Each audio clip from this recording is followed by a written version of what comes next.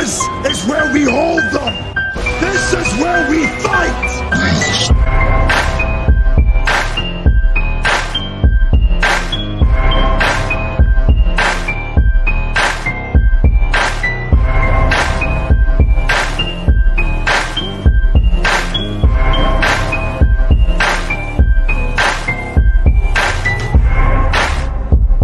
You are now listening to Sweep the Rack podcast featuring Brooklyn Rob and Big Mike.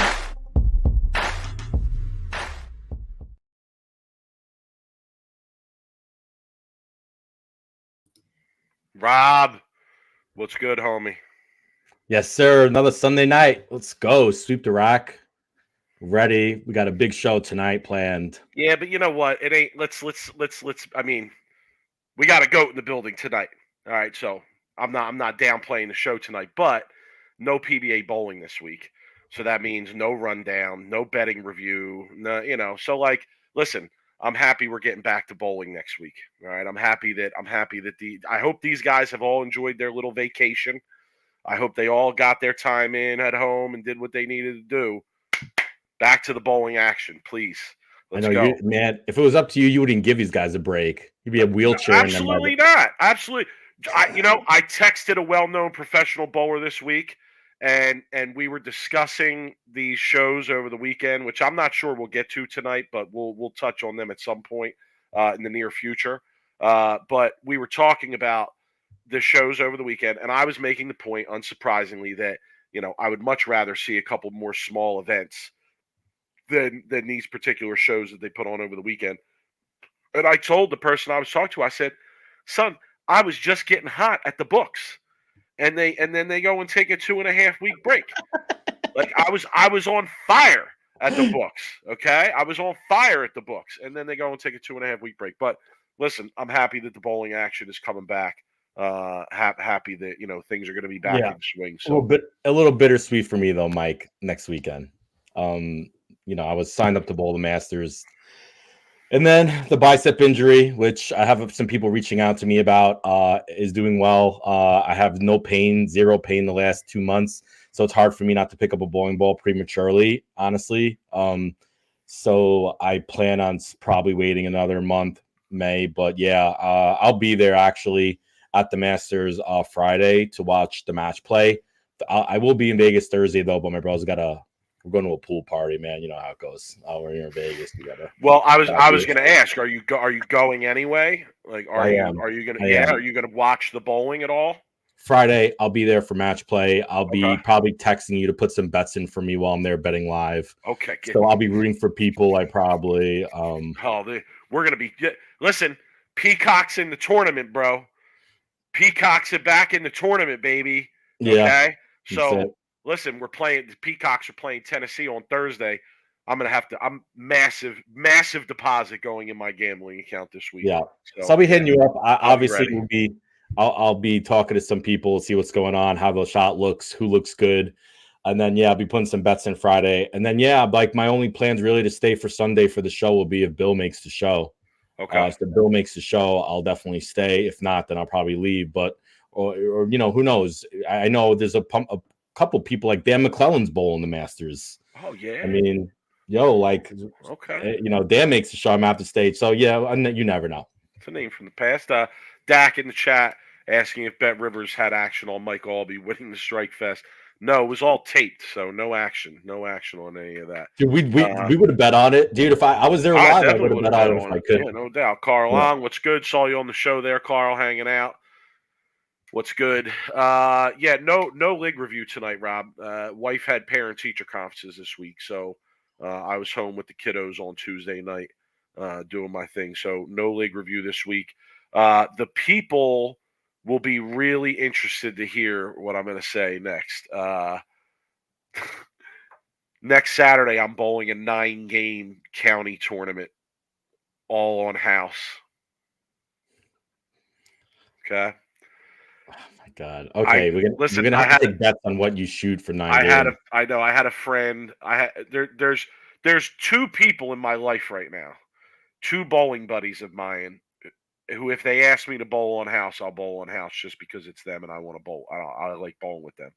Other than that, probably ain't gonna happen.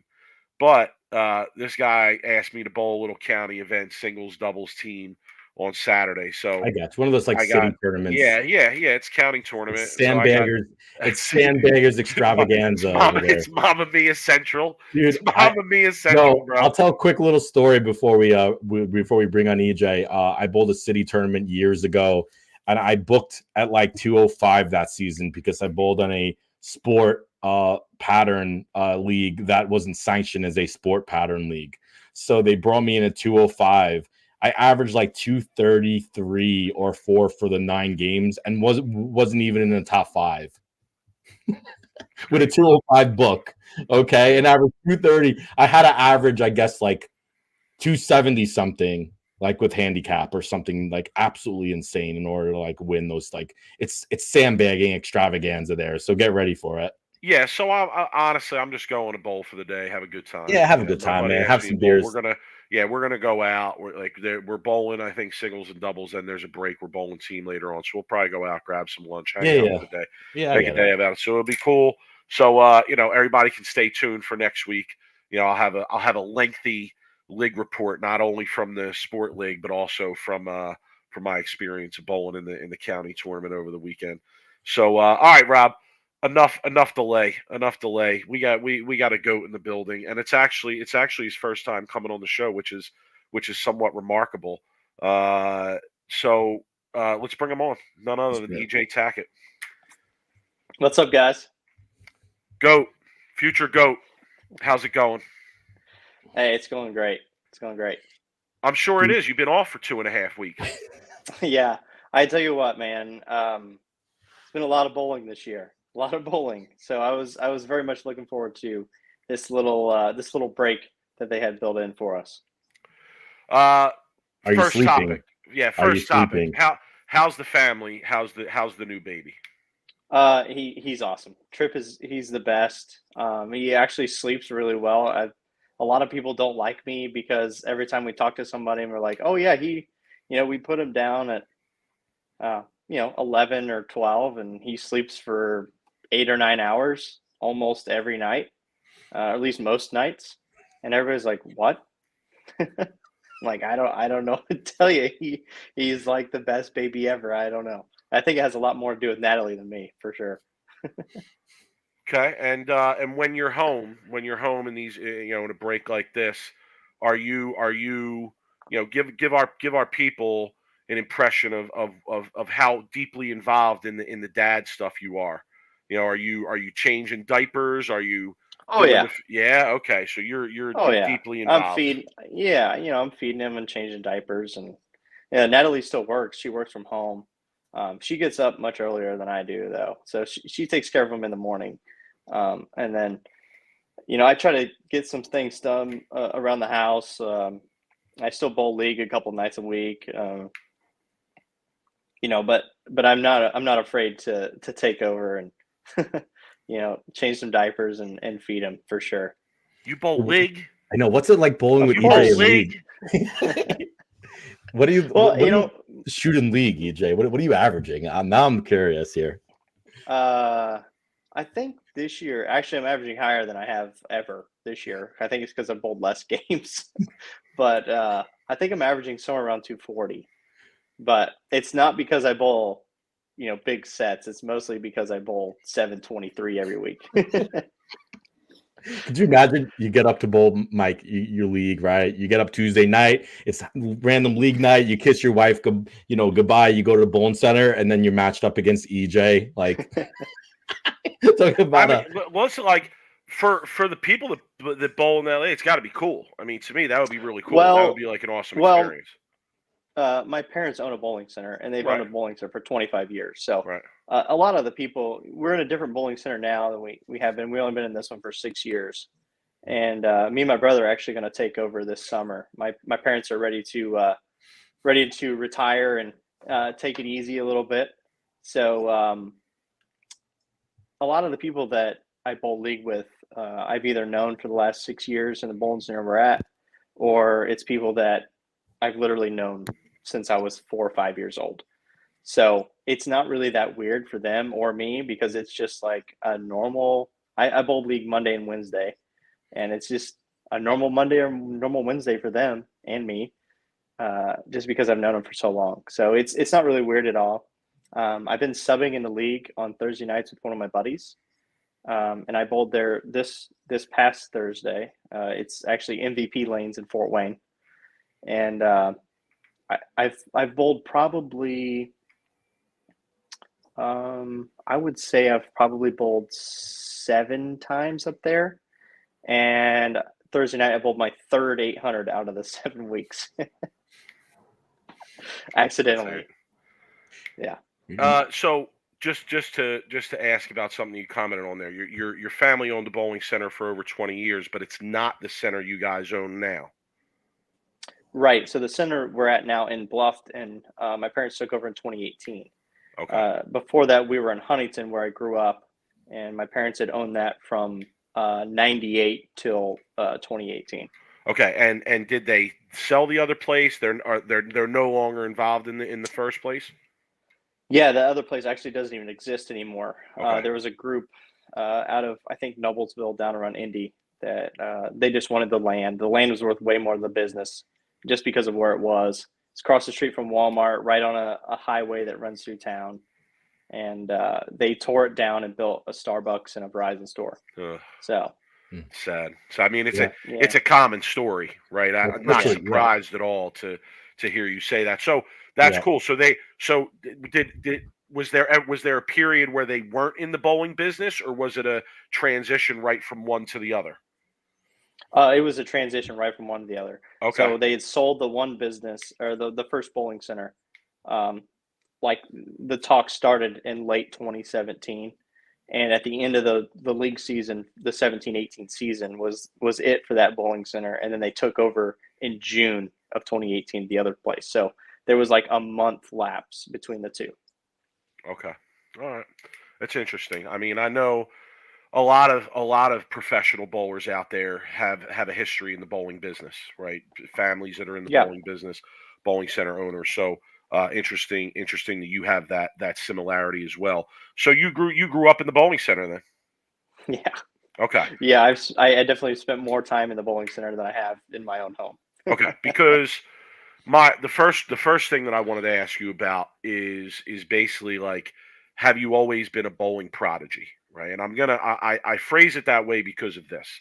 First time I ever saw you throw a bowling ball was at Carolier. I think it was the U.S. Open, the year that you made the top 24. Did you make the? Yeah, you made the top 24. at the US 2011. Open, right? Yeah, and how old were you then? I was a senior in high school then. Okay, yeah, I was and 18. I was just like, I mean, Crazy. I was blown away.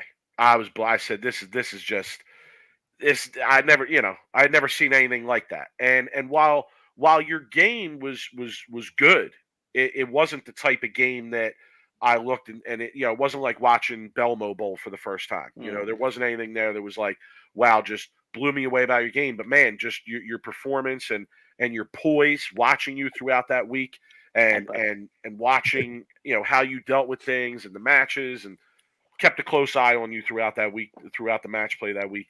Just super impressive, right? So yeah, I guess that would be my question. Like, have you always just been really good at bowling? Your game is so interesting. Like, how did you develop the game that you have? Did you have a teacher, a coach? Was there a certain point where something clicked? Because I'll be honest with you, like, for a guy who's so slim and in stature, etc.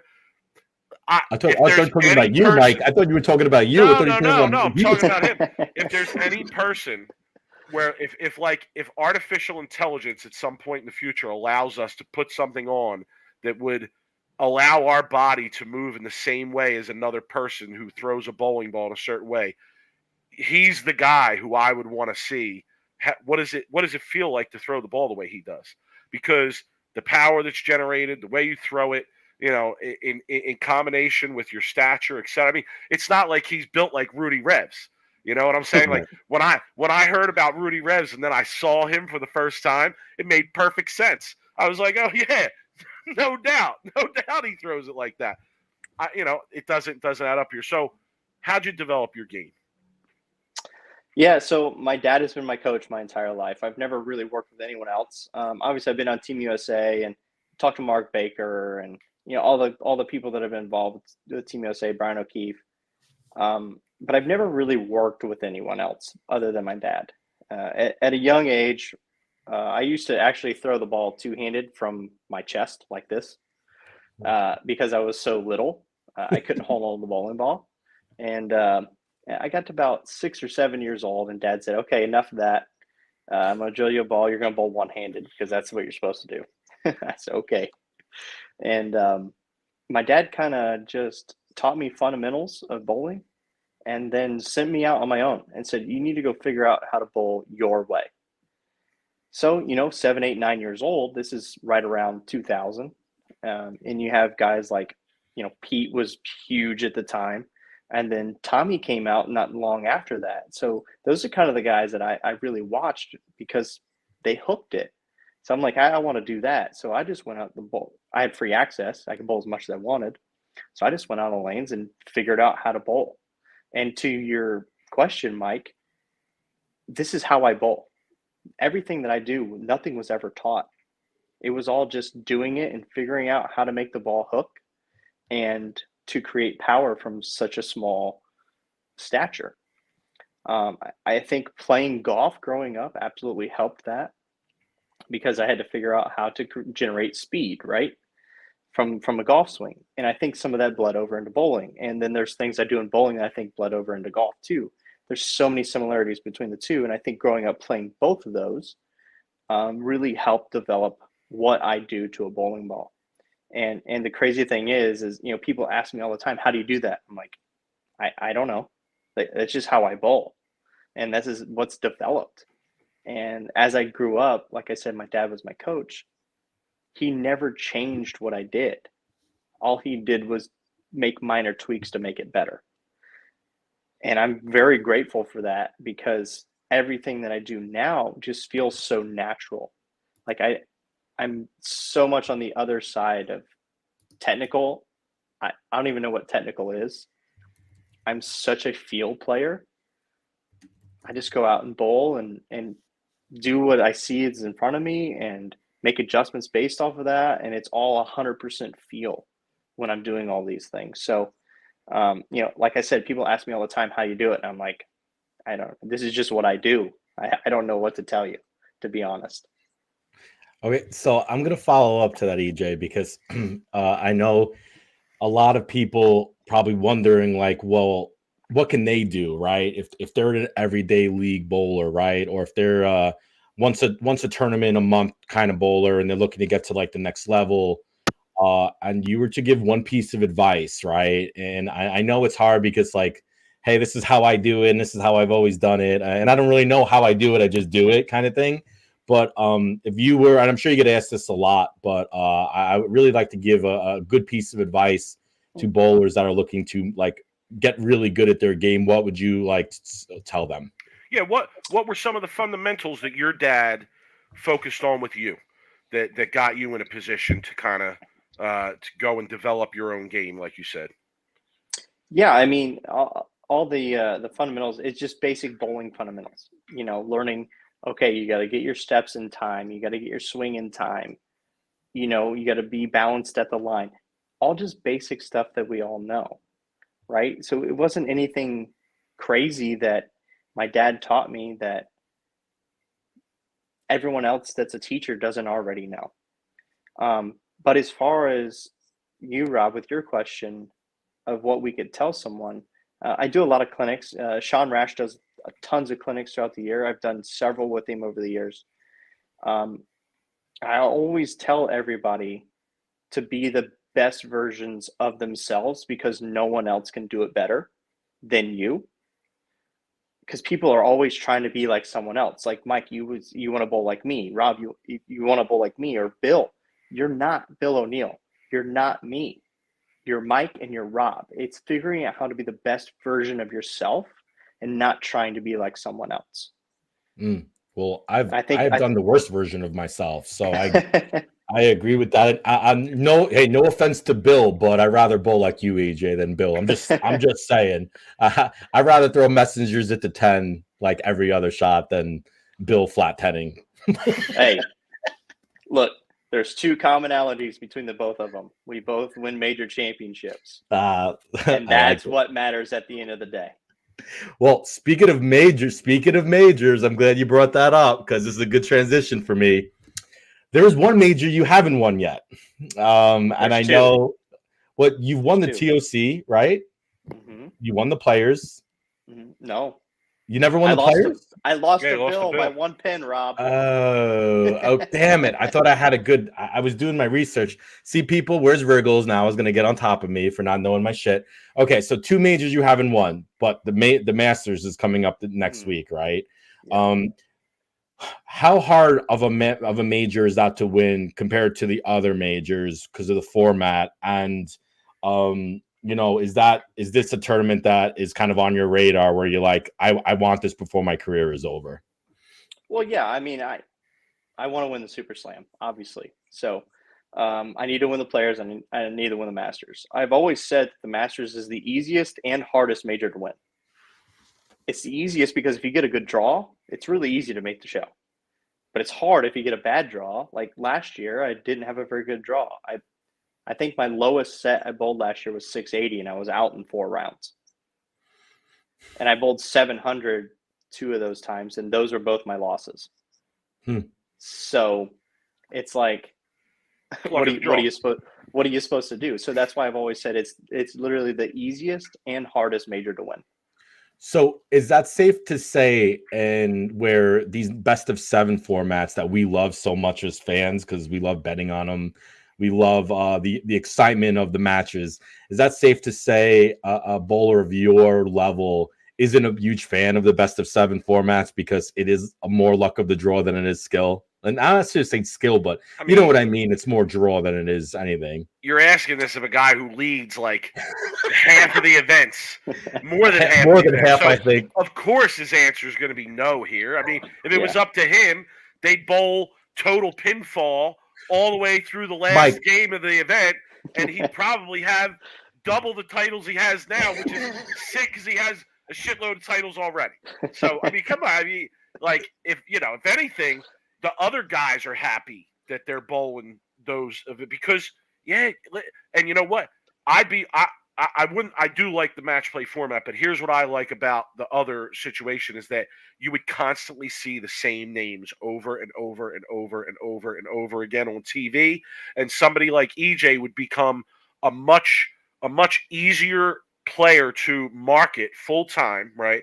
When you don't have the randomness of some of the other guys making the shows, right? You go those longer formats, guys like EJ, Belmo, Simo, Beer Bills, they're probably going to climb to the top way more often than not, right? And that they become easier to market. People are seeing them more. They're on the shows more regularly.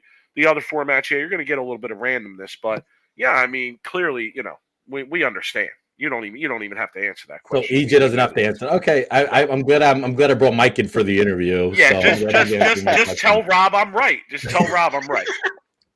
You're not wrong, Mike. Thank you very much. Appreciate that. So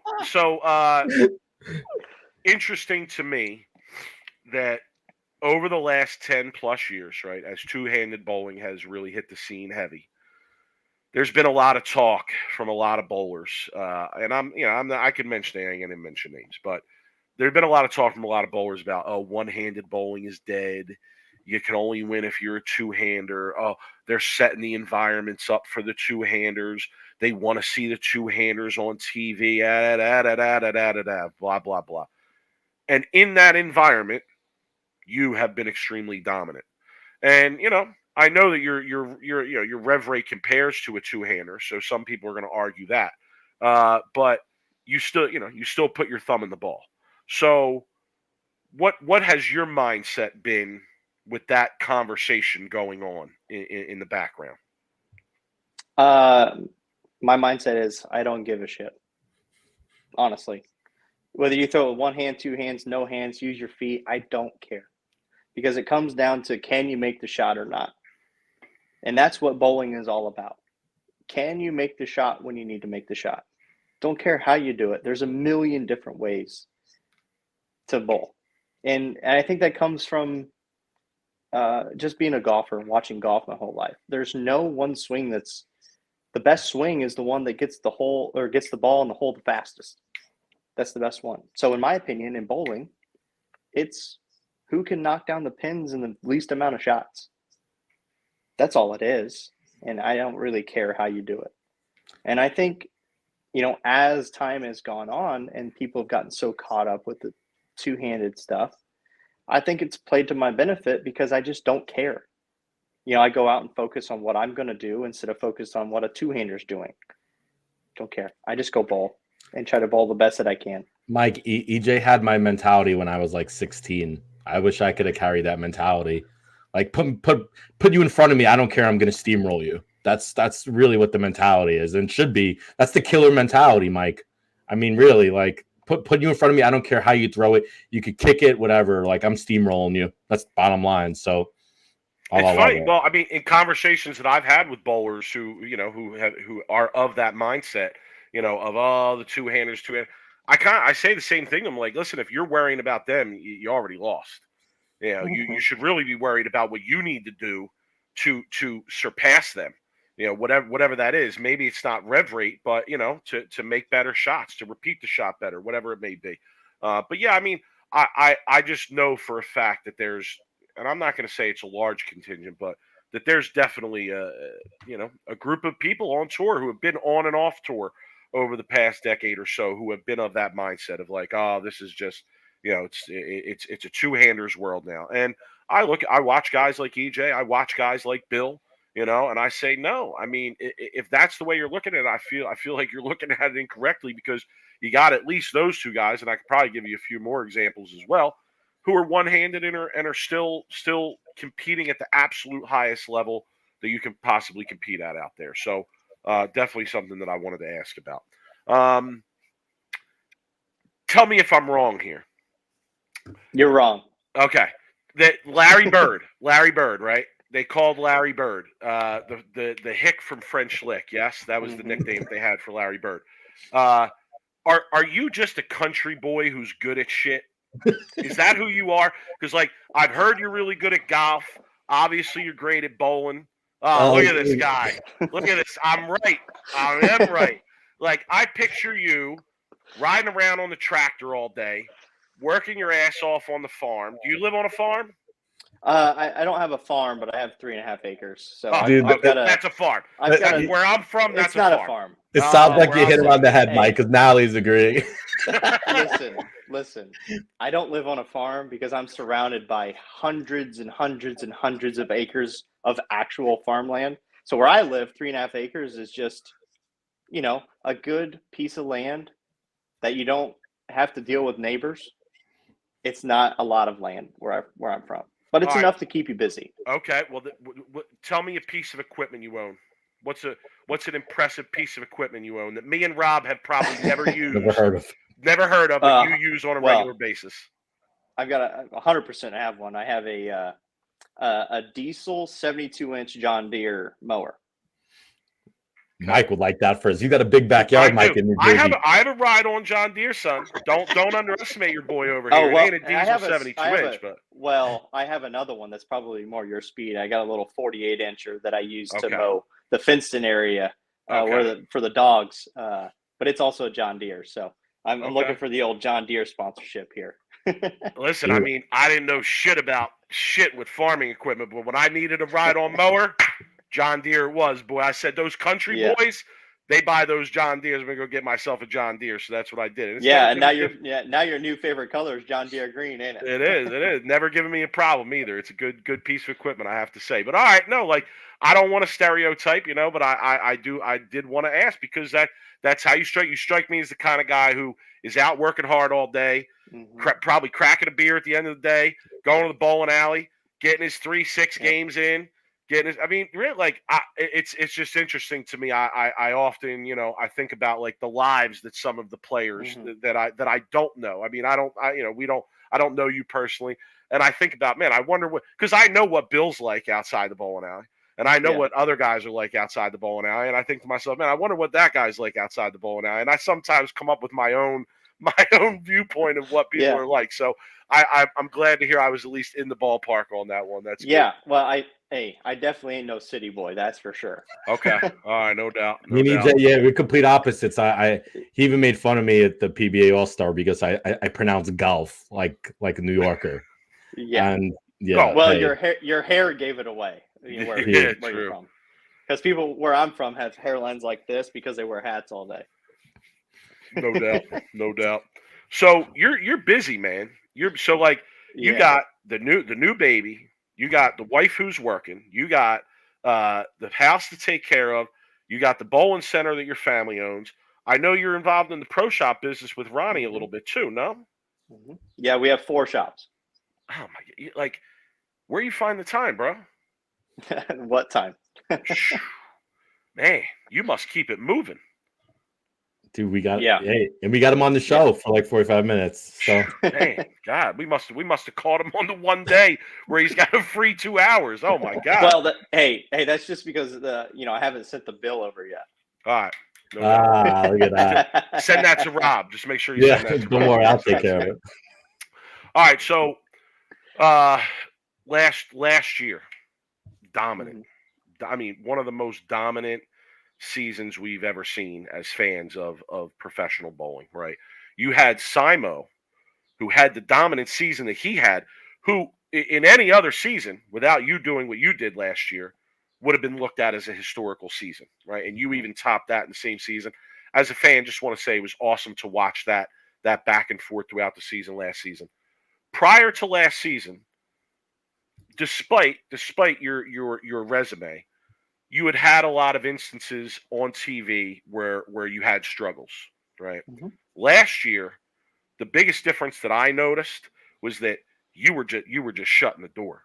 You were just getting the job done. I mean, when you needed one and you got up there, you were acing that shit. And then this year, it seems that you have reverted back a little bit, and there's been some hiccups again this year. Right now, I have to preface my question by saying this. Bill O'Neill thinks I'm a dope, and he's probably right because he's right about most things in bowling. But he thinks I'm a dope because I look at situations like this and I say, well, this player, right? Whether it's you, whether it's some other players who have had these struggles on TV from time to time, they're just not getting the job done. And he says to me, his retort to me is, no, you're a dope. You don't understand that how hard it is to put yourself in a position that many times that those things can occur and you can still win as much as these guys do. And I understand that aspect of it.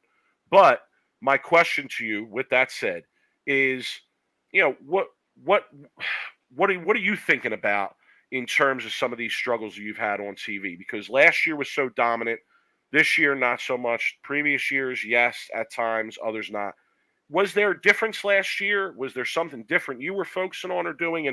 And do you have a thought about how to get back to that dominance of closing the door every time you got an opportunity? Well, it's a very loaded question. It Last year, things finally went in the direction for me. I think the reason, honestly, and it's going to sound really weird to you, the reason last year happened is because the one shot I threw at the U.S. Open to win. If I don't strike where over the course of my career, that shot I threw against Kyle where I got the little thump 10, that never has happened for me. That is always just 10-10. I throughout my career, I've thrown a lot of really good shots that just didn't strike.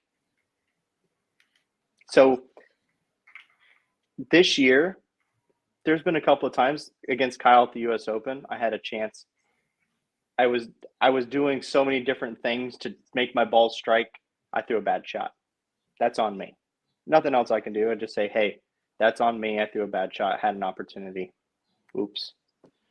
In Missouri against Simo, the right lane was impossible, and I got up on the left lane and forced Simo to do what he did.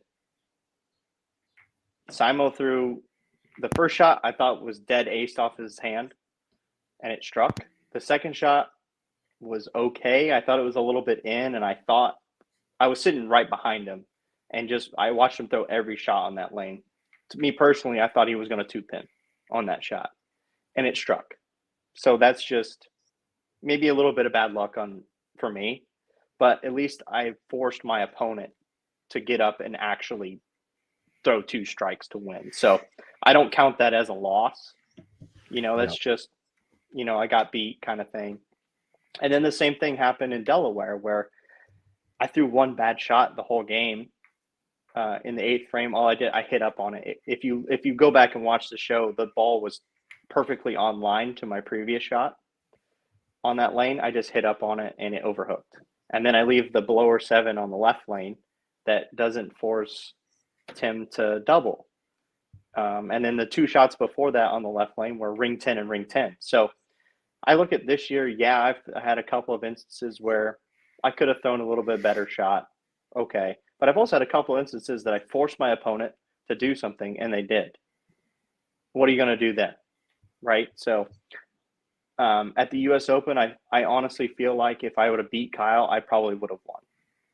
Because Belmo bowled 150 and Simo only bowled 180.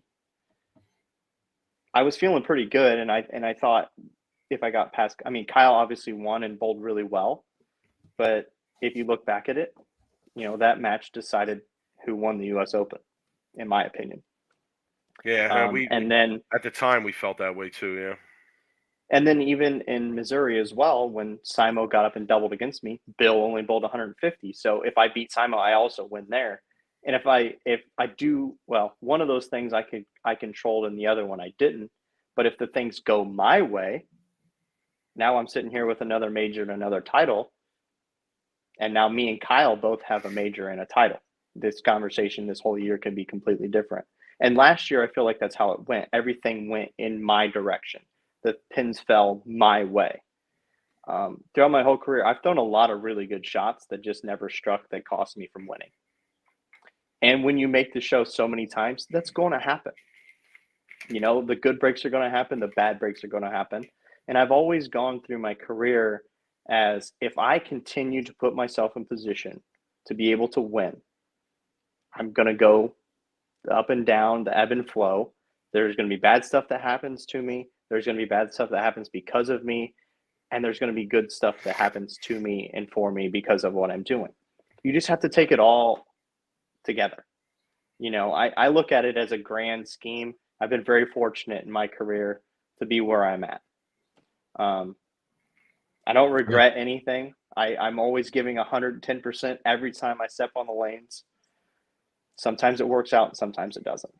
And there's just nothing you can do about it. And like Bill said, it's really hard to win because there's been so many people, myself included, over the years that lead tournaments by 200, 300, 400, 500 pins. I beat everyone by 2 games over 40 games or whatever the games were. And now I got to bowl 1 game. I beat you by 400. But because you beat me by 12 in that 1 game, you win the title. So that's what makes it so hard. I've actually looked back through, if there wasn't the TV portion, I think my title count would be actually about the same, plus or minus a couple. But my major count would be at 10 instead of 4. That's the number that I look at. That's interesting. So that's where the biggest difference is. Okay. So that's what we do. That's the hand that we're dealt, and that's what we have to deal with. There's no excuses. I just gotta, I have to go out and just perform the best that I can and hope that at the end of the game, I have a chance to win or I forced my opponent to do something to beat me. And that's all I can ask for. So am I wrong? I love your answer there. Am I wrong in summing up your answer to say that you sort of just go with the flow of winning and losing? That's kind of what I heard there, right? Yeah. And I hear you on that. I definitely hear you on that. I think it's easy. Mike, I've literally lost 90% of my life. I have to know how to lose. Right. I think I'm probably less than 10%. I think I'm probably 7 or 8% winning. So 92% of the time I lose. You got to learn how to. I've lost about 99% of my life, EJ. So, I'm about 1% on the wins. Yeah, no, Yeah. and I totally understand that, and I think that it's easy for for people, armchair quarterbacks, so to Like speak, like us. Rob and myself, yeah, to sit and pick apart shots and break things down and criticize, and I totally understand where you're coming from. I just as a fan, just and somebody who's in this podcast thing, just something that we got to ask about because, like I said, Yeah. last year watching you and I agree with you. You could look at it and say, well, the breaks just went my way, but yeah, as a fan watching, it seemed like, wow, this guy has really come out this year and said, no, you ain't getting me. You ain't doing it this time. Like I'm winning. I'm here to win, and when I got to get up and throw this shot, I'm going to throw this shot. But I feel Well, you on that. So we ain't gonna see a copy of this on with you on the show. Am I correct? no, mind Jim. No. No. No. All No. right, we're throwing it out. Get No. out of here with this. But just so you know, No. EJ, usually pros who come on our show start getting some luck on the next shows that they make, and I'm being honest with you. So I kind of feel like with St. Patty's Day, today, and some luck being on the show. Hey, where's y'all's green at? Oh, I see. That's the thing. It's I wear green all the time because I'm a Jets fan, and my closet is filled with Jets green. So Hey, you could have fooled me. being from New York and not even being close to Irish, I feel like if I wear green on St. Patty's Day, like it's a complete a fugazi. You know what I mean? Well, I had to go. We have a brewery in town. Even though I live in a small town, we do have a brewery. So we went there before I got on here. They one of my favorite beers that I've ever had. They brew, and they haven't had it on their tap for like a year and a half. And they finally got it back on Friday. So me and Natalie and a couple of our friends went into town. We're actually they do a membership there. Me and Natalie are lifetime members of the brewery. So we had to go grab a couple Parlor City Pale Ales before we got on the broadcast tonight. I like it. Nice. Put the plug out there. Listen, we appreciate the time, man. We appreciate you coming on for sure. We don't want to keep you here forever, so we're gonna wrap it up. But first time on the show, let's not make it the last time on the show. Definitely come back sometime again. We can get you on here. But before we let you go, please tell our people, your sponsors, who's supporting you out there when you're doing your thing. All right. Yeah. I mean, I have a laundry list. I'm very grateful for everyone that comes on board, that I'm able to be an affiliate with and support everything that they do. Obviously, Motive, the first one, I've been with them for October. I think it'll be 12 years I've been with Motive. So it's the only ball I've ever thrown as a professional. So face of Motive, man, no doubt. Venom yeah, shock. I'm very Venom shock. Yeah. Yeah. No, I mean, historically, that company will be associated with you, and you will be associated with that company like Parker Petragliar with Brunswick, okay, or like a Weber or Duke is with Storm. Like it's not an exaggeration at all. I mean, this is just factual. And if you're talking about the Venom shock, yeah, if you want to associate a bowling ball to a player, then that's the ball we're going to associate to EJ. The same way you might associate a black UDOT with Ferrara. Okay, all right. Yeah, Dave Ferrara. I'm telling you, we could bring back all of the red UDOT with Marshall Holman, a black Rhino with Mark Roth. Oh, I can go. I was going to go Danger Zone. Walter Ray. Okay, is like a big or Parker. Parker too. You're right. So yeah, I think, man, what a job you've done of representing that company and putting them on the map. Yeah, and I always told I told Brett when the Venom shot came out, which it's actually turning 10 years old in a month. Look at that! Happy birthday! And I made my first major show, which was at Carolier, the Masters 10 years ago. So I mean, hopefully I can make the show again because it's kind of fitting if I did. But I told him a couple of years into the Venom shock being out, I said, hey, if you guys ever discontinue this ball, you can just rip up my contract. Ooh. That's why it's been around so long. Luckily for me, it's been a great consistent seller. Actually, the pink Venom just got released, and then the Venom shock sold out on back order. So The top 5. We state's the top 5 hey, baseball. I've got 4 shops, so I see this stuff too. Venom Shocks are on back order right now. So that ball still sells. It's one of the best balls ever made. And I know you guys, and I think every company could say that. I mean, when a ball's been around for that long, there's a reason for it. Yeah, we put on the Mount Rushmore of bowling balls. No top question. 5. Yep. Yeah, especially over the last decade, for sure. Yep. Yeah, people who don't know that I stink at bowling come and ask me, what ball do you think I should drill? And they'll be like, should I drill this new ball or that new ball? And I look in their bag, and they don't have any of the goats. They don't have any of the goat balls that are out there. And the Venom Shock is one of the first ones I say to them and say, well, I notice you don't have a Motive Venom Shock. If you haven't drilled that yet, that's first on your list. And then I say, you got an IQ Tour? Okay, that should be second on your list. But yeah, for sure. Yeah. So, all right. Well, I'll continue. We'll get past get past Motive and the old I call it the Blurple ball because it's not really purple, so it's a little bit of blue and purple. So the old Blurple ball. Turbo, I've been with for I think 6 years now. I've been with Turbo. Creating the Difference with Ron Hickland. I've been with Ron for 3 or 4 years, but we go way back. Ron's from Marion, about 30 minutes from where I grew up. Same place Ronnie Russell grew up. All of our dads bowled pot games and Russian roulettes and all kinds of stuff back in the 90s together. Ronnie remembers when I was about 3 or 4 years old running around the bowling center. And so does Ron Hickland. And it's a great partnership that I have with him and glad to be around him.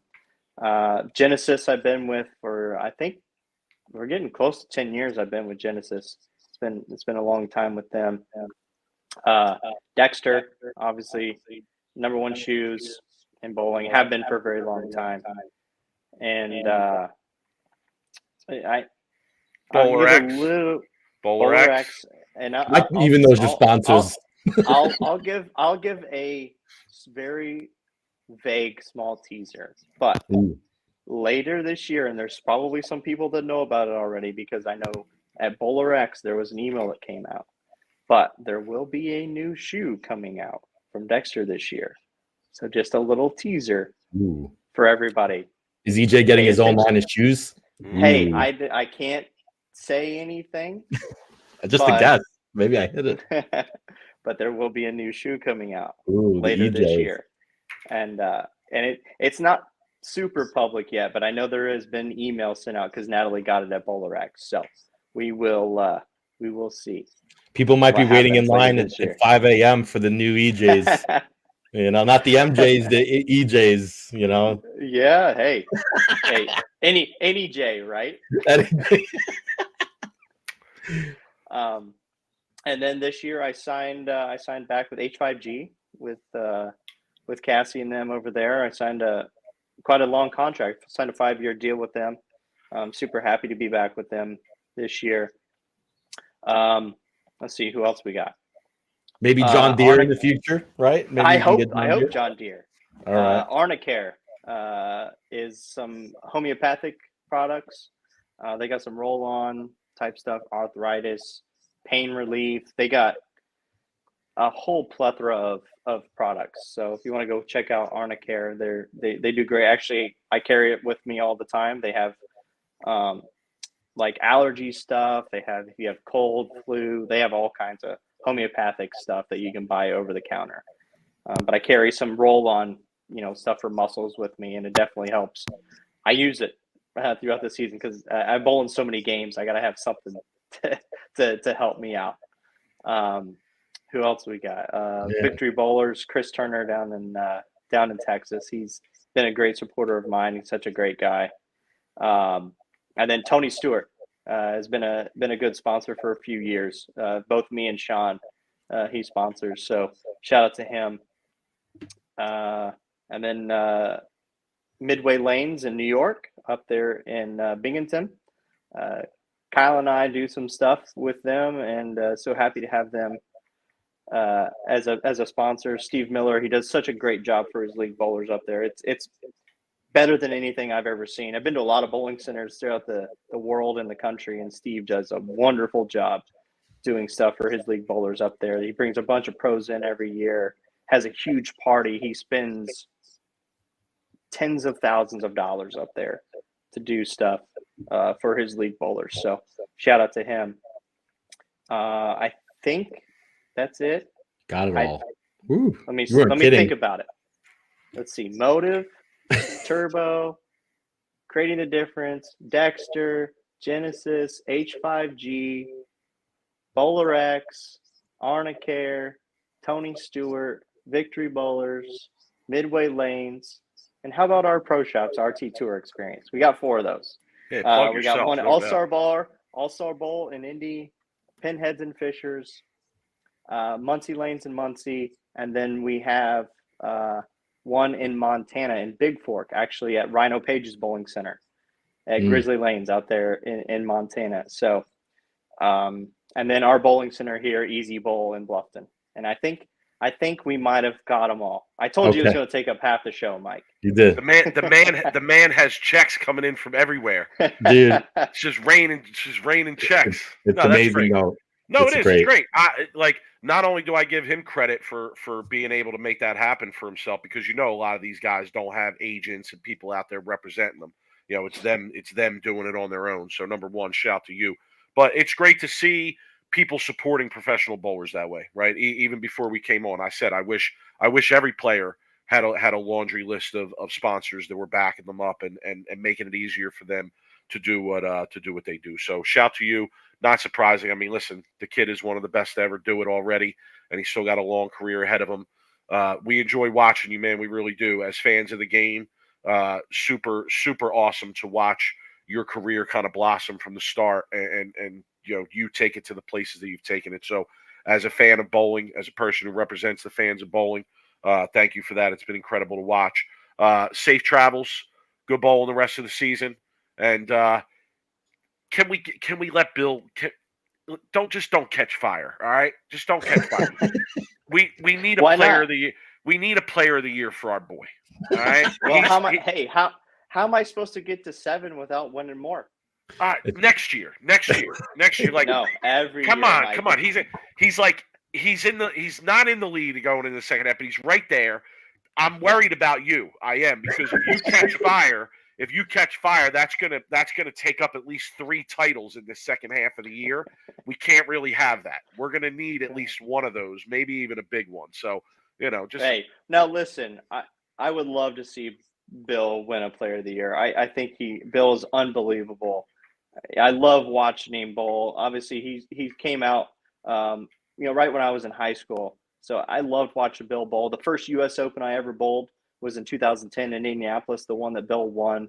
I've always been a huge Bill O'Neill fan. I love Bill to death.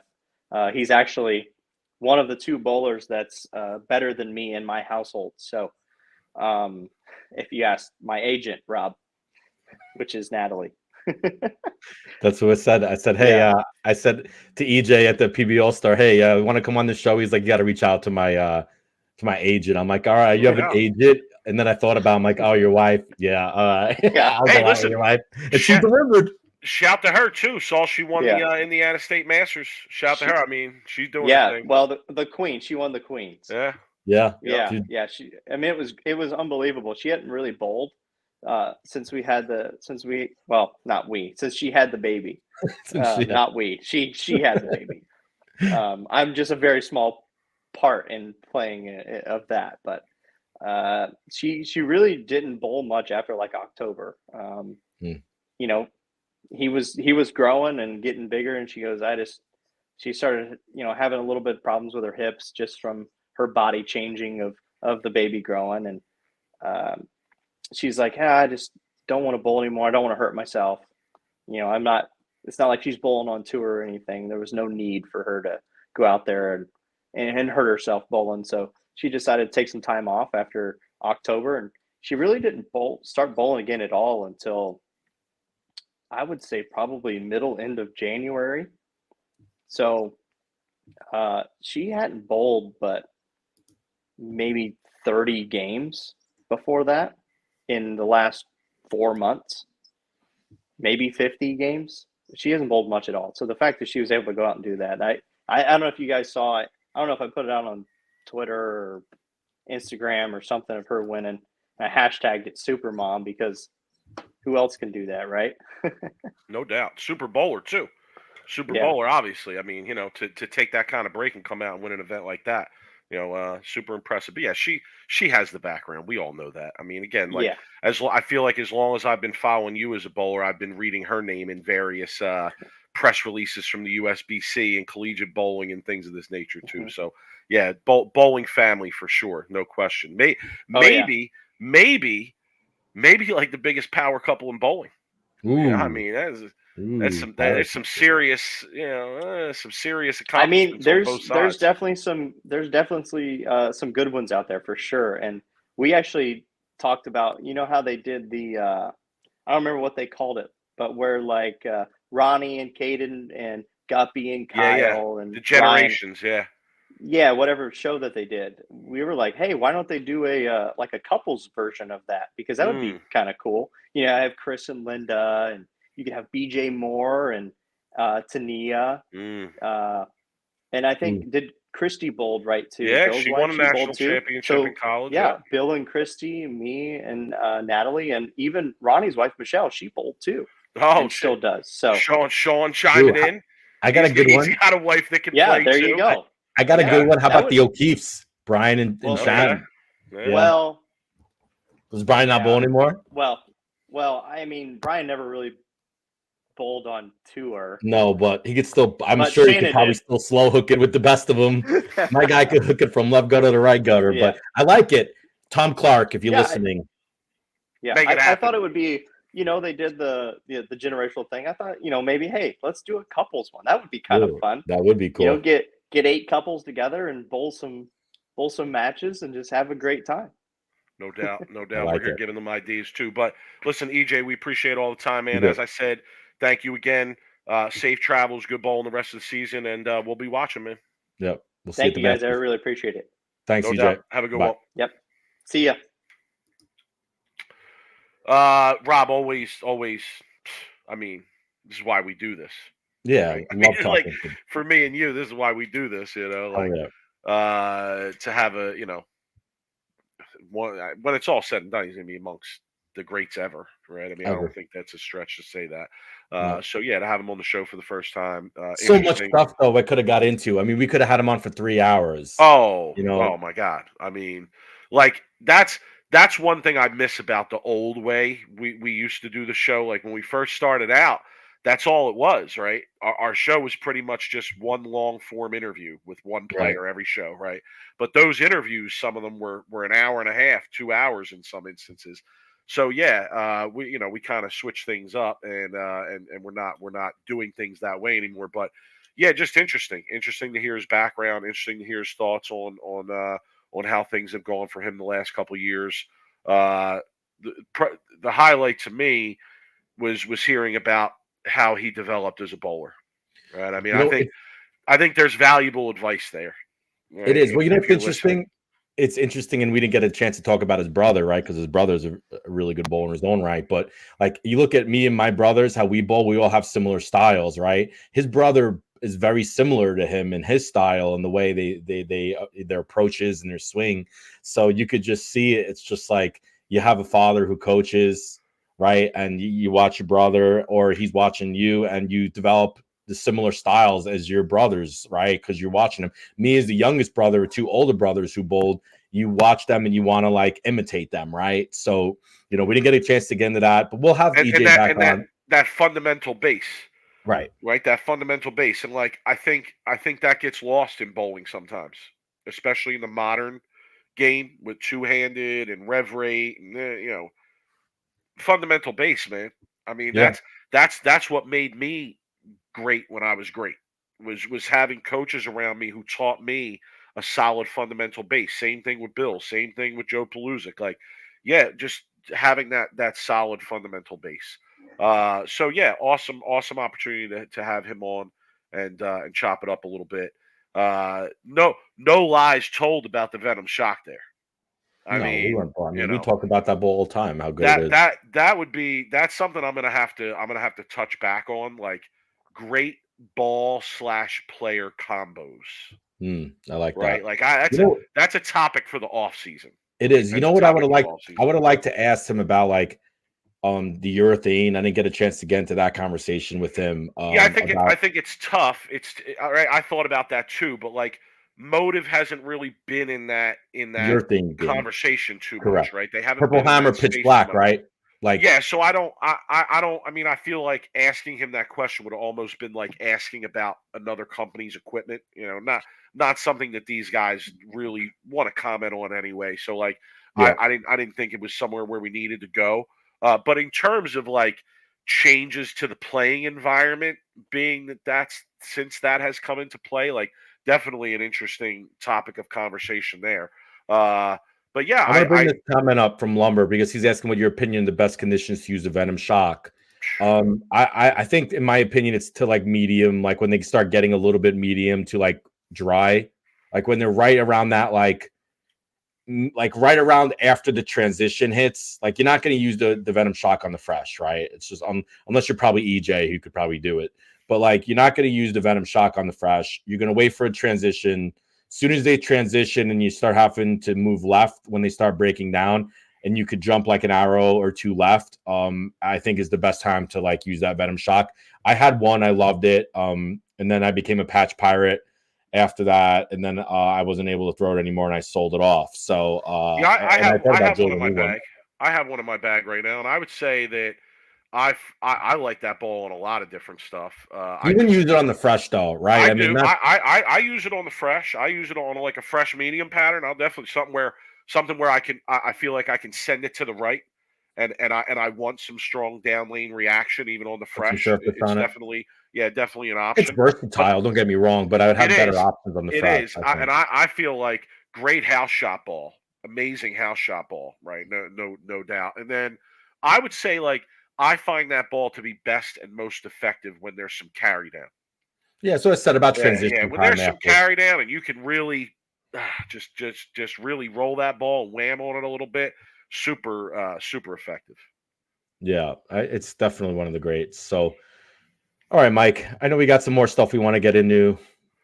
We do. We actually have another guest that we're going to bring on. We're going double guest for the people tonight. I'm just trying to follow EJ now. I know. It's funny because we've been trying to do this for like a month, and every week something comes up. It's like we either switch the show and the scheduling didn't work, or like there's something to talk about. We didn't have the time, and then I had planned this out with him for tonight, and we got it together with EJ, and he hit me up saying, I guess it's not going to work out. And I said, no, it's all right. Come on anyway, because I knew, we weren't going to be on for all night. So we're going to bring on somebody who's actually a regular in our chat, who's usually on the other side of the show and is in the chat chopping it up with us. And he reached out to me a couple weeks ago with a story that, honestly, I just felt like when I heard the story, I felt like, no, this is something that we should have him come on the podcast and tell it himself and tell it from his perspective. So yeah, let's bring him on, Rob. None other than regular in the chat, Sweep the Rack fan, and I'm probably going to say his last name. Kevin Hebert. Am I saying it right? You're pretty much right. It's Hebert. Hebert. So get rid of the H. Hebert. It's like French, where it's like a French last name. Yeah. Okay. Thanks to EJ for warming it up for me. And I feel like tough act to follow. I feel like whatever the crappy show is they promote during the Super Bowl that nobody sticks around to watch after the Super Bowl, that's me on that show. So Kev, welcome to Sweep the Rack. Glad to have you, man. Thank you. From us to you. Thank you for all your support of the show, because you've been around for a while here.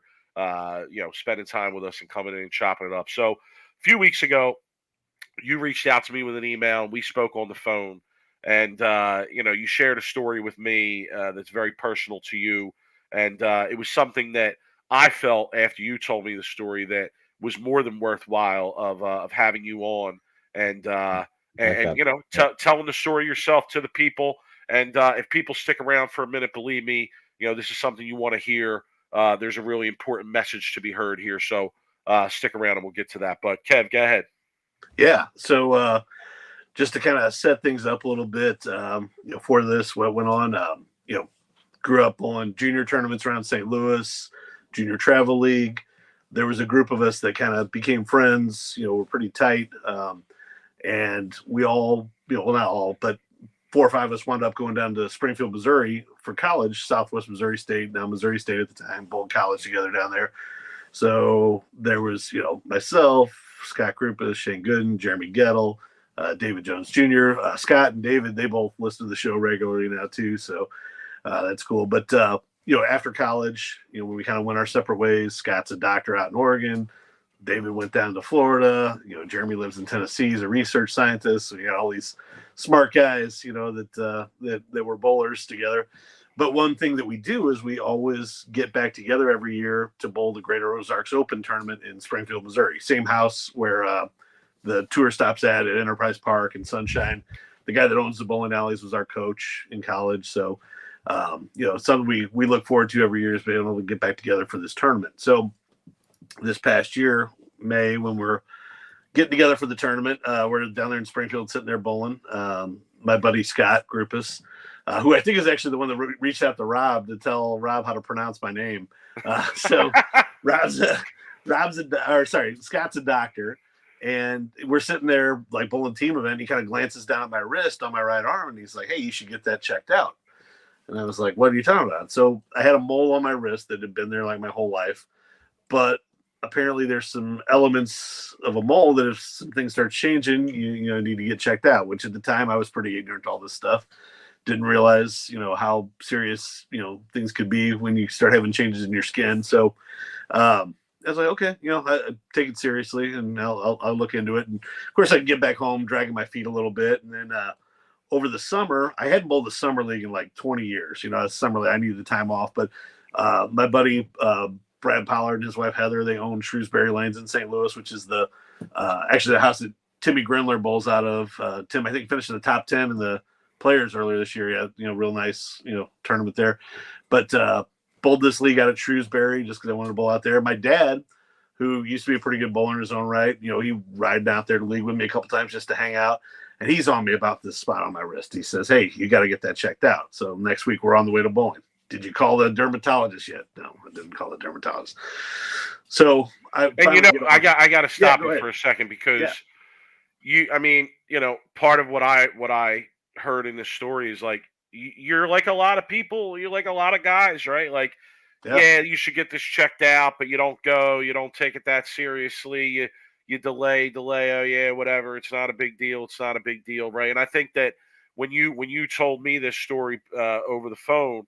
That was one of the things that stuck with me after we talked was like, yeah, I mean, how many guys do I know that are the same way? That like aren't doctor guys. You understand what I'm saying? Yeah. Like, it's like, I'm sick. I just tough it up. I do what I got to do. Right. And I think that, you see that a lot. So just wanted to say, I can relate to that 100%.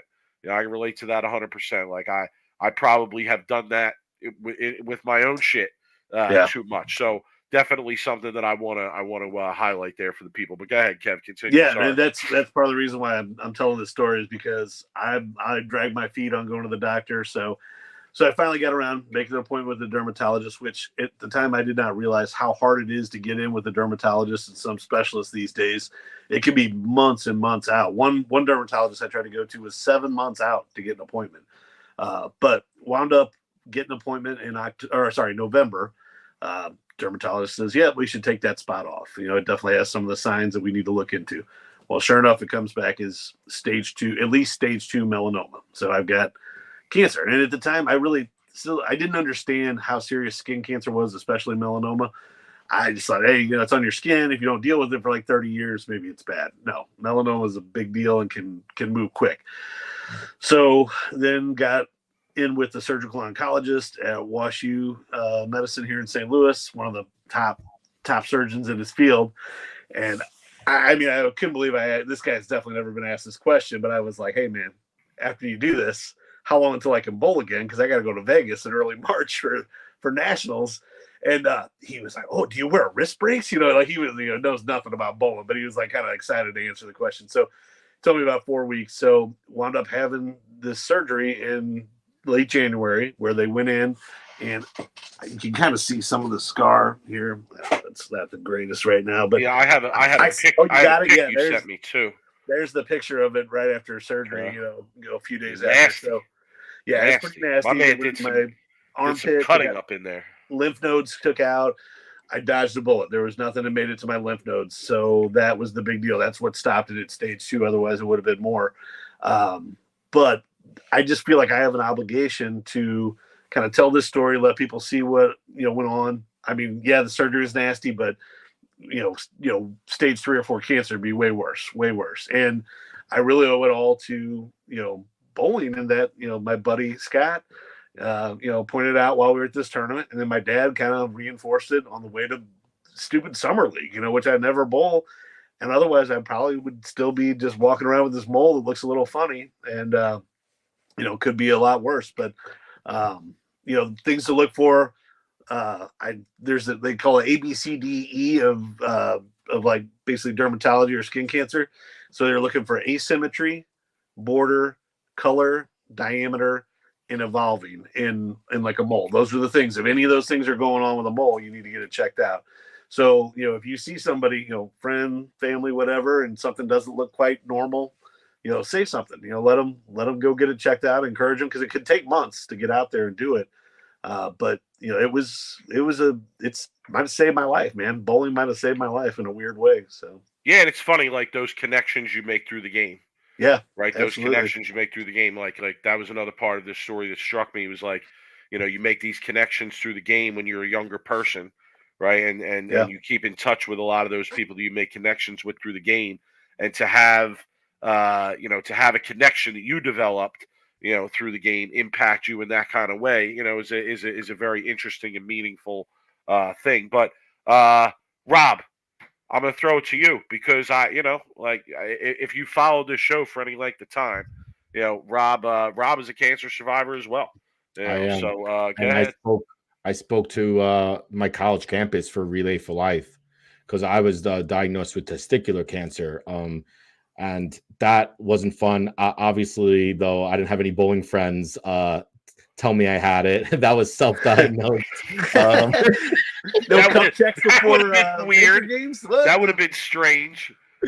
Definitely, but yeah, it's important, because I was speaking to it, and it's a 1 out of every 3 or 1 out of every 4 men from the age of like 18 to like, I don't know what, but it's a very like certain age range from like 18 to 30 are diagnosed with testicular cancer. Same thing that Lance Armstrong had, but Lance Armstrong got it late, and it ended up going up into his lungs, because that's the progression of the body. It goes from from the testicles up to the chest. So I have experience with it. I had to go through radiation, and I was spreading the awareness. I would tell anybody out there that it's very important to check yourself. If you feel anything weird, go right to the the doctor and get it looked at. So it's a really important message. I know Belmonte just had Greg Bruff, who's a college teammate of mine, talk about his cancer experience on the recent Storm show. So yeah, I mean, it's always an important message, and I appreciate Kevin coming on. And obviously, we all have ourselves or friends or family that's always been hit with cancer, and it's an important message to try to get it early. So I really think everybody needs to like kind of be aware of it and check themselves constantly. Yeah, it's something, like I said, it's something that it never hurts to hear a reminder of every once in a while, right? So like if you have an issue or you think something might be going on, take the time, take the initiative, go to the doctor, get it checked out, and like in Kevin's case, it could be a life-saving decision to get it checked out versus not get it checked out. But Kev, how are you now? You back to bowling? So bowling full time? And yeah, so that was kind of like the race against the clock on the Nationals deal, so January 26th was the surgery.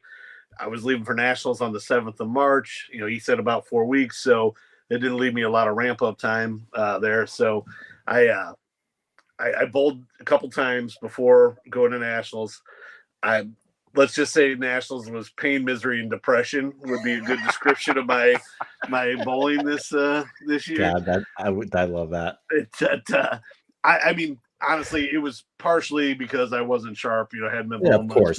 Yeah, but who cares? Happy to be there at that point. Yeah, right? No, it's a different, right? I mean, it's a different outlook. Like, you got to be happy to be there, happy to kind of be moving on.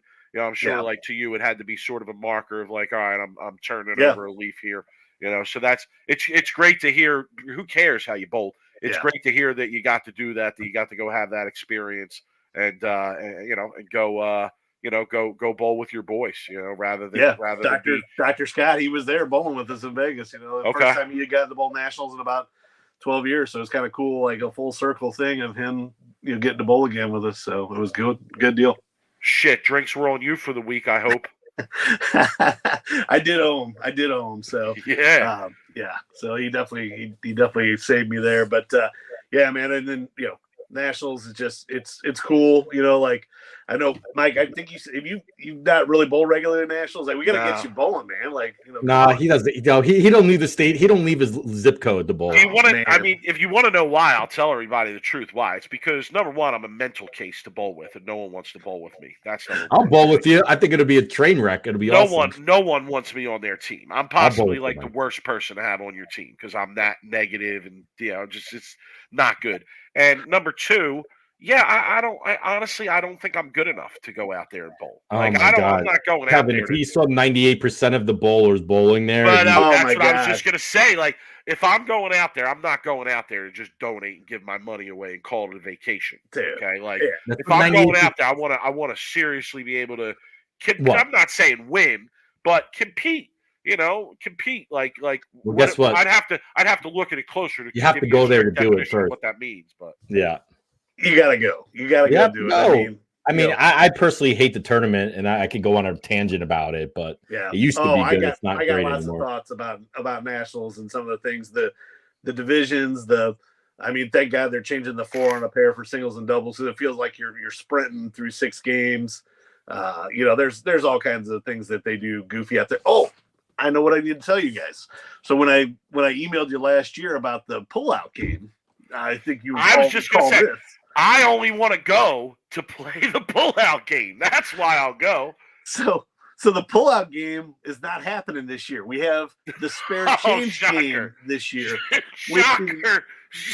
They got rid of the pullout game. Well, I think they had to leave the board with the fist, you know, punch thing like in Reno. But the spare change game now, they have like a randomizer on the screen when you're in the squad room for team, and it like randomizes. You think it's going to pick somebody, but it picks a lane. And then it randomizes again and it picks a team from the lane. And then it randomizes again and it picks a player from the team.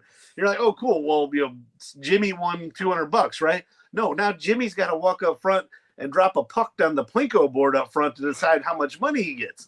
Except for the puck falls off the Plinko board the first 3 times he tries to do it. It took like 10 minutes to decide who was winning $100, you know, the squad room. It was the USBC just, they can't help themselves on some of this stuff. Plinko. How do you do a bad job at Plinko? Everybody loves Plinko. Right. How Yeah. do you fuck up Plinko? Seriously. Church Come on. Carnival's been doing it for 50 years. We can't get it right with nationals. So Jimmy ain't trying to drop a puck. Ringing 10 in the chat. Oh, I my love it. I goodness. love the Jimmy reference too. That's Oh, a great. Christ. Yeah. Oh, my God. That's too good. That's too good. But, like, you know, Rob, what we should do really is we should put a Sweep the Rack team together. We what we should. should do. I've been Yeah, telling you, like- but the problem is we can get into it, but it's not worth the travel. You're going to break out even at best at these tournament. Like you're not like it's Yeah. not a money making tournament with the expenses nowadays. To go to Reno, it's going to cost you at least over $1,000 in expenses. yeah, With airfare, which now airfare to Reno is like crazy expensive. There's no nonstop directs there. You got to lay over. The entry fee, the hotel, the rent a car. You better go there and split it like 3 or 4 ways with your team. That's the only way you're gonna get it affordable. And you know, And No doubt. that brings up one of my biggest beefs with the tournament too, is that the secrecy of the patterns and no streaming, and we can't let anybody see what's going on. You know, there's those of us that go in the first couple weeks of the tournament, and not that I'm winning Eagles out there, I'm Right. terrible or whatever, but you know, I just tell me what 4 balls or 5 balls I need to bring on an airplane with me, you know, because you can't. You have no data. The people that bowl later in the tournament, you know, everything's trickled down. They all kind of know what's going on. You know, it's a urethane year. It's, you know, bringing a couple big ASIMs, you know, whatever it might be. If you're going to make us spend $1,000 to travel across the country to the tournament, at least let us know what's going on. And then not to mention, how are you ever going to grow your tournament if you don't let people watch it? Like that's just insanity to me that you don't let people watch the bowling. It's don't take a video, whatever you do, So anyway, I'm off on a tangent here. So I like it. No, that's good. That's what we do. We go off the We rails. love tangents about the USBC. We love going off the rails. One of our favorite things around here, as you well know. But Kev, listen, appreciate you coming on, bro. Important story for people to hear. Hope people hear that and take it to heart, take the advice. Glad to hear that you're doing well. Glad to hear that things worked out. And again, appreciate the support. Appreciate the support of the show and all that. You've been there. You've been there from an early time in our show here. So love the show, man. Appreciate keep doing it. Like I said, I got a couple of my boys that are regular listeners now too. We sit Spread around. the word. I mean, that's really all we ask for people break to it do. down. We might start a podcast to break down the podcast. So hey, the pre-show and the post-show, like the Talking Dead. They used to do that for The Walking Dead. Yes, I love it. It's amazing. Sweep the rack. Sweep the rack. I love it. Thanks, Kevin. We appreciate it. All right, guys. You have a good one. You too. Yo, Kev, take it easy, bro. Later, man. Important message. Man. Again, important message. I mean, and you know, like when he told me that story, I immediately was like, no, you got to come on the show and tell the story, people, because I lived through it, man. Just knowing your background, and I know you're very. I just sometimes forget about it because it was so long ago for me personally. I mean, I think it's almost a 20-year anniversary coming up of it in November. Right. So like it's so long ago for me that I forget even to check myself still. Because I feel like I beat it, and then that's the scary thing about that cancer is you just never know when it's going to pop up again or when it's going to pop up in general. So yeah, man, serious issue, but yeah, I love using the show as an outlet to spread an important message like that. So true, no doubt, good opportunity for us. Let's give the people what they want, Rob. Yes, sir.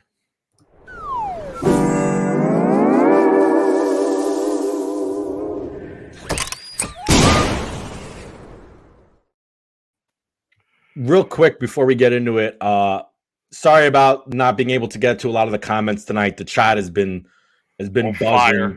But when you have someone like EJ on, we don't have like more than usually 45 minutes with these guys. We don't want to spend a whole lot of time. Next time he's on, we could spend time going through some comments and questions and stuff. But I don't want people to get frustrated if they're asking questions and we're not getting to it. We just want to try to get to as much as we can with EJ. So yeah, he'll be back on for sure. Just wanted to throw that out. But Mike, I'm saving my worst of the week.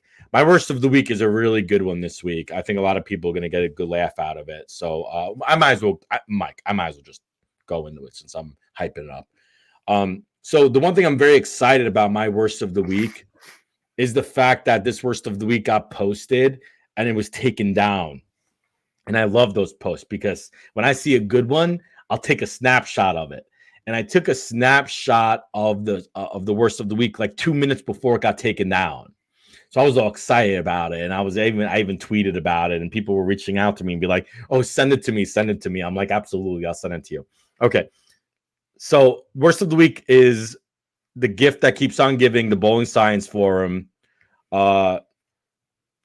Just want to say that I'm not ever going to be off that message board. Okay. It's just too good.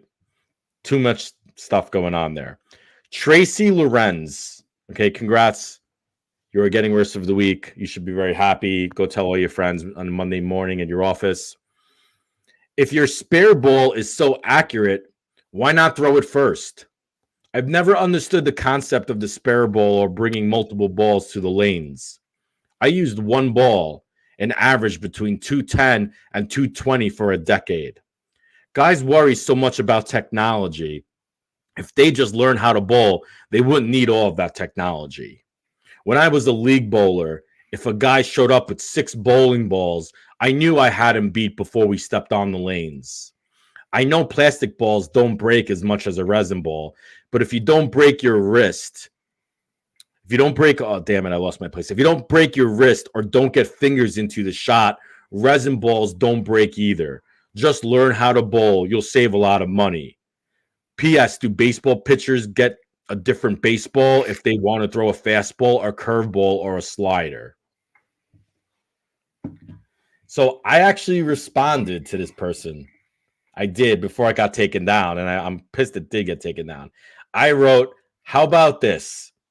You bring your plastic ball, I'll bring my 8 bowling balls, and we can bowl each other and find out who's gonna win. Because if you already have me beat, and because I walked in with 6 bowling balls, then you should be able to beat me with a plastic ball, right? Because you're so accurate. So I don't know if anything has ever been said in the bowling world that's more opposite of what it actually is than what that guy is saying. Oh, it's completely off the rails. It's like complete. I think this is a person who grew up probably bowling in like the 60s, maybe. You know what I mean? Like before all these balls came out. And it's just one of those like real angry old timers that gets angry when they see people now coming in with their, 8 bowling balls, their 2-handed styles. They're just the traditionalists that just get angry at any of the new technology and change in the game. And, I think it'll always be like that, right? I think when everybody gets old, you deal with change differently. And a lot of older people are just not prone to change like a lot of young people are. So I don't know. I just felt that was hilarious. And I'm glad I got the snap of it before they took it down. Happy St. Patty's Day. No, he said St. Peter's Day. Oh, not St. Patty's Day. Stop it. Another one. Good. Yeah. Let's go Peacocks. I hope they make another run. I like to made a ton of money betting on them. I know. I was going to say my bank account would love that right now. Yeah. They would love that right now if they could go on another run. Okay. Worst of the week for me is from the Bowling Science Forum. It's from Steve Hollowell. Congratulations, Steve. You won Worst of the Week. Short post here. You'll all get it. Glad Lig isn't on a challenge pattern. Missing my average by 50 pins. Oh, boy. Yeah. It's too good. All right, wrap it up. Let's go. Let's go. Oh, wait. Damn it. I hit the wrong button. Shit. Sorry, guys. The producing is not good.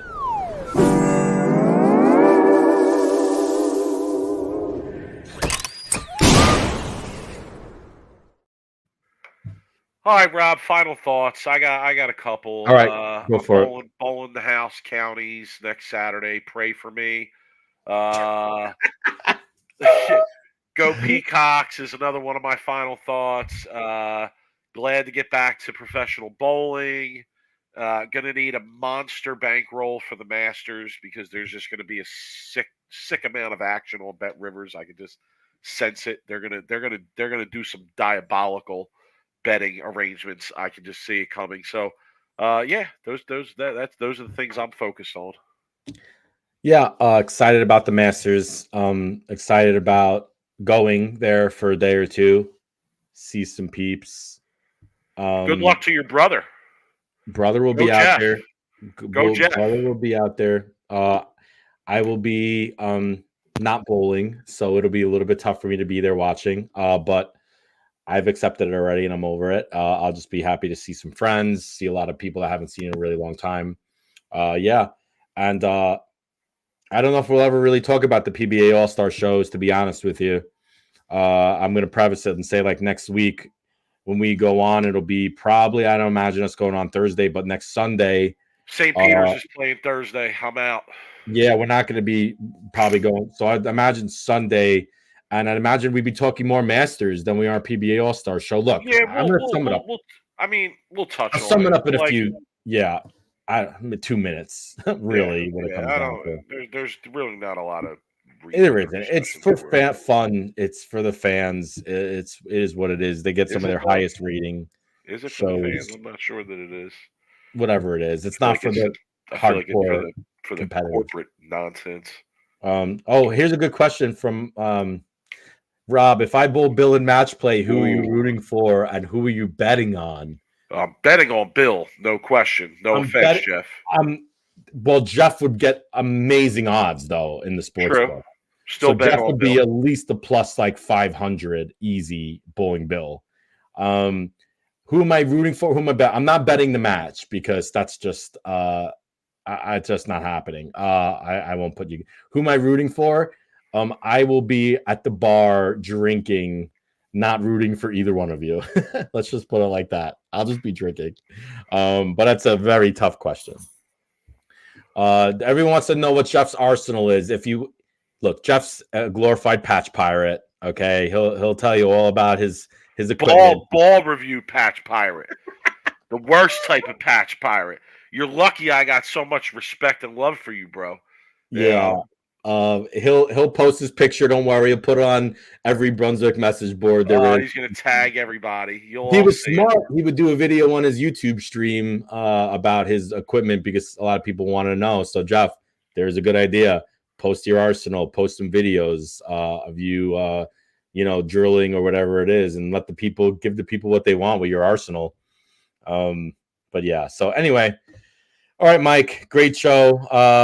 Roto in the chat mentioning that the Masters was by far the most bet on tournament in Bet Rivers last year, and likely to be even bigger this year. I would agree with that, no doubt. Yeah. So Mike, I will be sending Mike money. Is the Masters becoming the new best week in bowling? If we can bet on it, is that like? Yeah. It's the problem is it's man.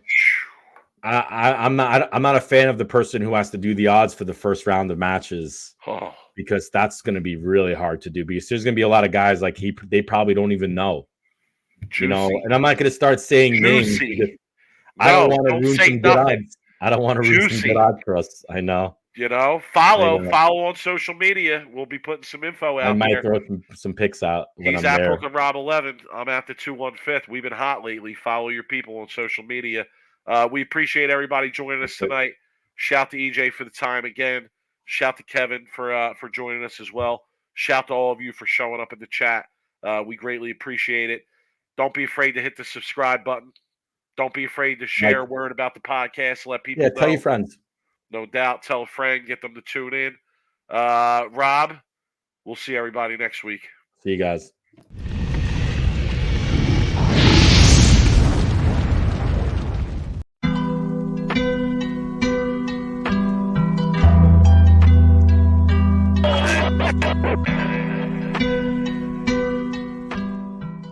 You are now listening to Sweep the Rack podcast featuring Brooklyn Rob and Big Mike.